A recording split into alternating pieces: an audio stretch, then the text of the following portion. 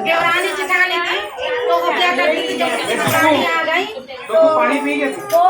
घर में सास ससुर मेरे झूठ बोल के जाती थी कि हम शिव चर्चा में जा रहे, शिव चर्चा सुनने जा रहे हैं। अब बेचारी सब देवरानी सारे दिन खाना पकाना चौका पूरा लगी रहती थी और घर में बोल के जाती थी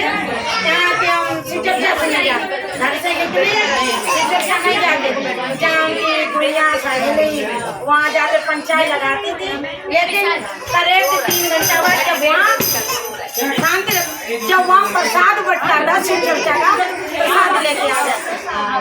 मतलब जैसे घर वाले जाने शुरू हो गया, लेकिन घर पता था कहाँ पे जाती नहीं थी, प्रसाद का टाइम बहुत प्रसाद। तो देवरानी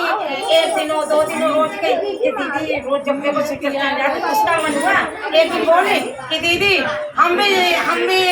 शिव चर्चा कैसी होती कहाँ से, जिसको भाई पहली बार तो हम भी चलेंगे एक दिन। अब जाती हो तो जिठानी बोले अरे क्या करिए चल के वहाँ कुछ नहीं तुम्हारा काम में करवाओ, लेकिन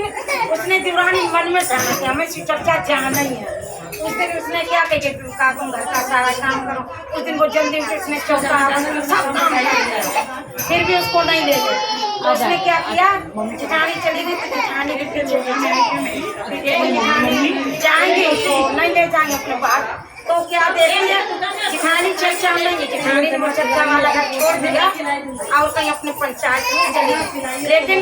उसको श्रद्धा थी। तो जिसके घर चर्चा हो रहा था लेकिन उसका हिम्मत नहीं हुआ कि बिना बुलाए अंदर कर, तो उसने पूरा चर्चा 3 घंटे दरवाजे से जैसे इधर हो रहा, हिम्मत नहीं, या कोई देख ले बुला तो हिम्मत नहीं पड़ा, अपने दरवाजे से उसने पूरा चर्चा सुनी और प्रसाद बटने से पहले घर आ गई कि जिठानी जान जिठानी को भी नहीं पता, लेकिन चर्चा उसको अच्छा लगा। अब यहाँ से चिल्ला रहे तो बाहर तो आवाज उसको चर्चा बोलते, तो उसके मन में आया कि हम भी करेंगे चर्चा, और प्रसाद शर्म तुम्हारे नहीं दिया कि हम बिना बुलाए आए कैसे। अब जिठानी नहीं पता कि मेरे देवरानी जाके और देवरानी सब देख लिया, हम चर्चा भी नहीं जाते क्या।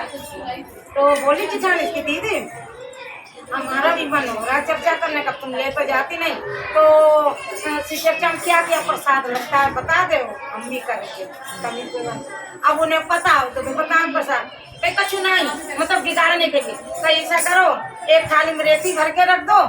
और वो कंकरी बालू के लड्डू बना के रख लो, बालू के लड्डू बना लो और रेती भर के रख दो और बस गुरु जी की फोटो रख लो। वे भोली रानी जी जैसा बताया वैसे कर, लेकिन उसके दिल में कोई पानी, पूरे गांव को नेता जैसे बुलाया, चर्चा हुआ, चर्चा शुरू किया, ढक्के रख दिया जैसे यहाँ प्रसाद रख दिया पूरी चर्चा। अब जिठानी मन में खूब खुश हो रही है, मजा आने दो, अभी चर्चा खत्म हो गई तब ये लेगी तो इसकी बेइज्जती होगी, मजा आएगा, गांव वाले क्या कहेंगे। और उसको कुछ नहीं पता, उसने सब हो गया पूरी चर्चा हुई, गाना बजाना आरती हो गया, प्रसाद दिया, तो जो वो मोरम की वो दे रही तो वो काजू पिस्ता बादाम जैसे सबको दे रही, सबके हो रहे, सबके आँख में तो प्रसाद बन गया वो जो देती है। तो सब चलेगा लेके सब इतना खुश चले मिले सब कहीं अरे ऐसा प्रसाद कहीं नहीं मिला, बहुत अच्छा प्रसाद बांटा देखो, लेकिन वो मन नहीं गई ये प्रसाद कैसे हो गया, लेकिन भोले बाबा दिया। तो उसने कहा चलो जिठानी को भी जैसे जिठानी दिया उनके वही कंकड़ पत्थर तो उसने फेंक दिया, तो सबको तो तुम काजू बादाम को बांट रही, तो वो बोली हम क्या, हम तो इसी में तो सबको दिया। और जो 4 लड्डू बनाए थे तो जिठानी का तो घर वाले ही लेंगे, तो उसने सोचा कि एक जिठानी के जिठानी को दिया, तो उसमें कोई गो जारो उनके संगी साथी हैं काकर बीची वो सब छोड़ा, तो उसने फेंक दिया। तुम्हारा उल्टा सीधा दीवानी बोले कि हमको तू जानबूझ के ऐसा दे रही है, ऐसा कर रही है, तो उसने कही हम नहीं जानते जो आपने, लेकिन 3 लड्डू बचे, तो एक उसने ससुर को दिया, एक सास को दिया, एक बोला कि हम खोए, तो जैसे ही उसने लड्डू पड़ा तो उसमें हीरा मोती पन्ना, तो उसने ससुर से कहा कि ऐसा करो पापा कि अब के इनकी दया से मिला 20 पैसे सबसे पहले गाँव में अब मंदिर भोलेनाथ का पहले मंदिर बना, उसके बाद कोई बिजनेस पैसा, तो वो उससे इतना बढ़ गए मंदिर बना, फिर से चर्चा खूब भारी जैसे छोटी जैसे खूब स्टेज लगा कर पूरे गाँव का भंडारा किया गया, फिर पैसा हुआ तो उन्होंने अच्छा महल बनवा दिया, तो ये घर छोड़ दिया, उसमें ये सब रहने ससुर वो सब। अब इनका इन्हें दिया तो इनकी धीरे धीरे तबीयत खराब हो गई, इनको बीमारी पकड़ लिया, और ऐसी बीमारी कुछ में तो ऐसा हाथ पाते इनके घर का एक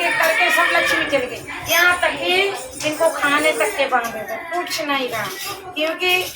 वो भोले बाबा कहते हमारे साथ कर लो कोई बात नहीं, लेकिन मेरे भक्त से साथ जो करेगा, क्योंकि वो एकदम उसका भाव था। और तुम ले भी नहीं गए तो तुम नहीं मालूम था तो गलत मत बता भी नहीं कि हमें नहीं मालूम। तो ऐसी हो गई कि लाचार हो गई, सब गाँव वाले घृणा करने लगे, खाने को नहीं रहा। तो अभी ने पश्चाताप हो रहा कि मेरी दशा क्यों ऐसी हुई है कि हमने इतना तब कह रही है। तो एक दिन फिर किसी बच्चे से अपनी युवरानी हम तब बताया पूरा कि हम झूठ बोल के जाते थे, चर्चा में नहीं जाते थे और प्रसाद हमें कुछ पता नहीं था, हमने दिखाने के लिए ये सब बताया, प्रसाद ऐसा होता वैसा होता है, तो हमें क्षमा कर दे। तो वो दीवान बोली हमसे क्षमा मत मांगो, जाने तो जाने अब उनसे ही मांगो, तुमने काम उनका किया। तो कहती है बोला बाबा मुझे क्षमा कर दो, ये सब बहुत माफी मांग। तो धीरे धीरे उनमें सुधार हुआ, फिर वो भी ये सब करना भूले। फिर वो हर सोमवार से चर्चा कराने जहाँ भी हो सब मिल के वो करने लगे। उनको दंड मिला तो ये कहते भैया नहीं किसी को बताओ तो गलत भी मत बताओ। अब भोले बाबा जैसे भैया उनको ठीक किया, वैसे जितने जो बैठे जिसकी जो मनसा हो हे भोले बाबा पूरी करें। और जो भैया हमसे भी गलती हो रही क्षमा